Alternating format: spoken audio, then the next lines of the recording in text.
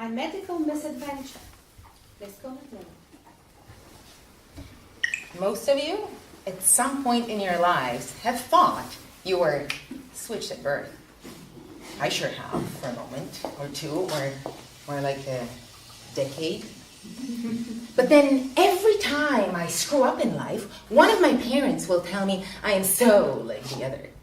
So that gives me a kind of warped reassurance, because if I always mess up just like my mom, and I always fumble just like my dad, then clearly there is some sort of genetical belonging. But even if I wasn't switched at birth, we have had our fair share of medical misadventures. Like 2 Mondays ago, I was going to go out with my husband, no kids, for the first time in a while, to be specific, in about 60 years. So you understand, this was going to be a special night. So we're at home, we're getting ready, and my husband has already had a shower. Like I said, this was going to be a special night. And I'm all dolled up. And then, quite unexpectedly, all of a sudden, I chop off a piece of my thumb. And as the blood gushes out, I can't help but think, well, clearly I did not want to go out that bad. Naturally, I can't find bandages anywhere, so I end up grabbing the other piece of my thumb and positioning them together and wrapping about half a roll of paper towels around it. And I call my parents. Oh, they were going to babysit the kids for the night. Hi, are you guys on your way? Excellent, because I have just cut off my thumb, and I need to see a doctor. And as I put the phone down, I can just hear my mother hiss, just like her father. So the next thing I know, I'm getting into my dad's car, and he covers the distance to the emergency room at an unrecommendable speed. And I get up to a nurse, and I say, hi, I have just cut off a piece of my hand. Can you help me? She tells me to lie down. Everything is going to be fine. As she starts removing the paper towels. And finally, she's like, whoa! You need to see a surgeon with that. So she dresses my thumb back up, and now we're in a car speeding across the city in the other direction to the hospital. And I enter the ward, I approach a young doctor, and I say, hi, I have just cut off a piece of my arm. Can you help me? Of course he can. You sit and you wait. So I sit and I wait. And I wait, and I wait. And finally, the doctor calls me in. So I walk in and I sit down next to an old nurse, motionless in front of her computer screen. And before I even say anything, she starts screaming, I cannot open another window. I have too many windows open. You sit and you wait. So I'm back outside. And I'm waiting for the windows. And I'm waiting, and I'm waiting. And finally, my mother, the lawyer, has headed.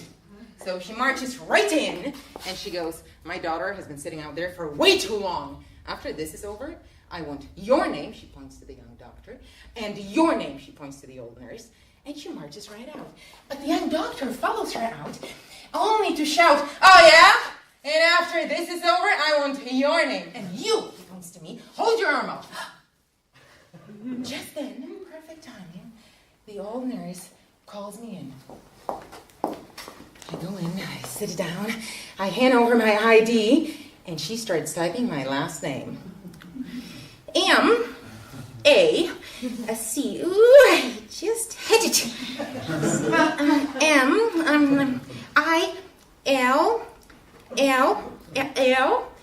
How many L's is there? And I swear, a part of me wants to scream, 4 frickin' teen! 2 L's, ma'am. I kind of reply. So finally, they put me on a table. They remove the previous nurse's mummification of bandage work.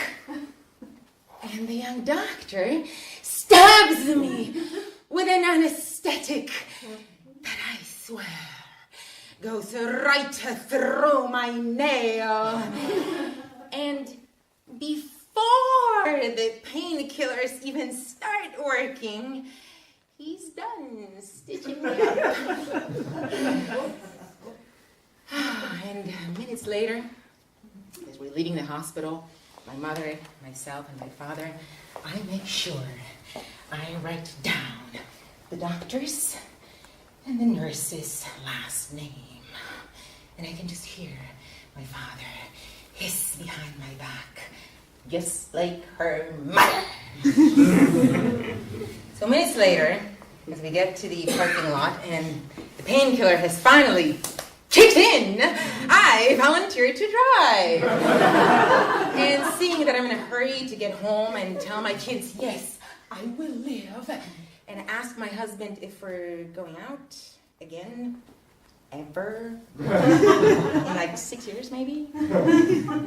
Naturally, we get pulled over by a cop. And as I turn off the engine, I can just hear my mother hiss, just like her father. So this memorable Monday mishap firmly confirms 3 universal life truths. 1, you should avoid hurting yourself beyond what you can fix at home. 2, if you must come in contact with medical personnel, I highly recommend a last name that's short, local, and easy to spell. And 3, if you still ever wonder if you were switched at birth, well, I don't know where you find your consolation, but me? Oh, I just listen to what my parents say when I screw up.